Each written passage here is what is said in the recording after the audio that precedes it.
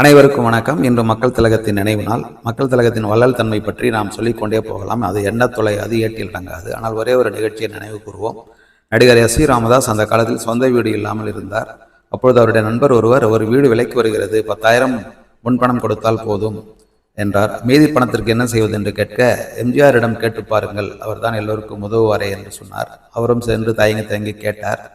அவரும், அப்படியா, இவ்வளவு பெரிய தொகையா, எப்படி செய்வது, எப்படி யோசிக்காமல் முன்பணம் கொடுத்து விட்டீர்களே என்று சொன்னார். என்னடா இது, இப்படி சொல்லிவிட்டாரே, வந்தது தவறோ என்று நினைத்து கொண்டே வீட்டுக்கு சென்றார் எஸ். வி. ராமதாஸ். ஆனால் அந்த வாரத்தில் ஒரு 4-5 தயாரிப்பாளர்கள் அவர் வீட்டுக்கு வந்து தன்னுடைய படத்தில் புக் செய்திருப்பதாக கூறி நிறைய பணத்தை முன்பணமாக கொடுத்து விட்டு சென்றார்கள். அதை வைத்து அந்த வீட்டையே அவர் சொந்தமாக வாங்கிவிட்டார். ஆனால் பிறகுதான் தெரிந்தது, இதெல்லாம் மக்கள் திலகத்தின் செயல்தான் என்று. அவர்தான் தயாரிப்பாளரிடம் சொல்லி இந்த ஏற்பாடு செய்திருக்கிறார் என்று.